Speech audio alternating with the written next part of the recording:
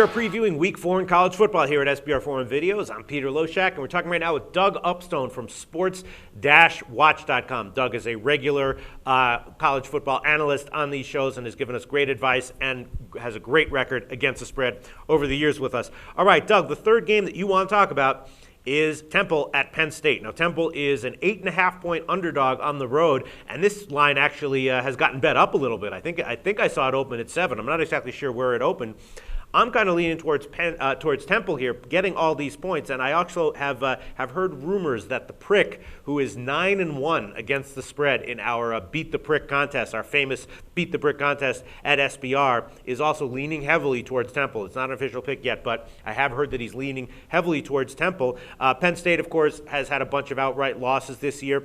Temple is primed to finally beat Penn State. They're gearing up. This is a game that they really do want to win, and they may actually have been looking ahead in their last game against Maryland. They're also off of a bye, so if they're as prepared as they can be, as they could possibly be for this game.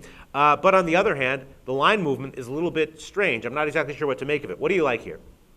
Well, in this situation, there are no more two toxic words in college football than Penn State. Yes. Everybody knows what happened, and everybody has an opinion on the university. Now, to Coach Bill O'Brien's credit, he's done everything possible to make the situation as workable as possible.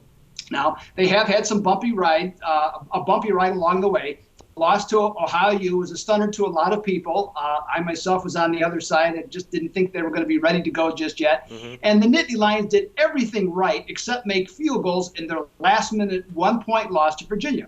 However, I think Penn State last week crossed a bridge and beating Navy. Now, is Navy going to be very good this year? No, they're really not going to be. But last week was the first time Penn State went out and played Penn State football. Now, I might be all wrong, and as you say, there are some people, I know even some good friends of mine who are going to be playing Temple this week. Mm-hmm. But I was really surprised. They lost to a very mediocre Maryland team, 36-27, that made me take more notice than Dick Vitale tweeting about Amanda Bynes' driving habits. The Owls' offense lacks playmakers. They have to march up and down the field all the time to be able to score, because they just don't have enough guys that can really do anything, as Chris Coyer and Matt Brown really are just not that impressive. Now, for this game, there's a lot of things that people think about Penn State, but one thing they do have is tradition, like beating Temple. The Nittany Lions lead this series 37-3-1 straight up, and the last time the Owls won was 1941.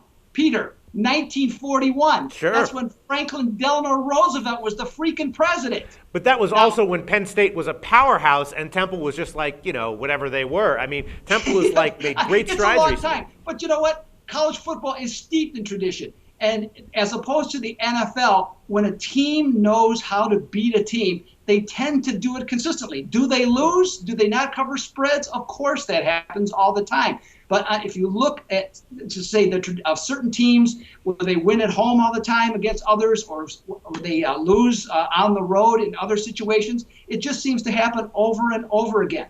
So for this game, I'm going low tech. No trends, no angles, no systems, Peter. Just an old-fashioned gut feeling that Penn State comes out, gets the job done, winning 27-13, and covers the spread. Wow. Doug Upstone, if Penn State covers, I'm going to be very, very impressed once again. Thanks. We'll see. I'm very interested. But wait, but before we go, I mean, Temple is as geared up to break the trend that you were just mentioning as Penn State is to continue it. And Temple's had 2 weeks off. I mean, doesn't that say to you? And also, this series tends to be low scoring and close. So doesn't that say to you that Temple getting more than a touchdown is a place where you can find value? Oh, I'm not complaining about the value. I'm not saying anything to do that. There's a lot of games where you can look at and say this team looks this or this team looks that. And there's undoubtedly, Temple looks, from a handicapping perspective. I'm looking at how the two teams have played. Now, granted, I only saw Temple play once, okay, but Maryland is not a good football team, period. Right. And Penn State, they should have beaten Virginia.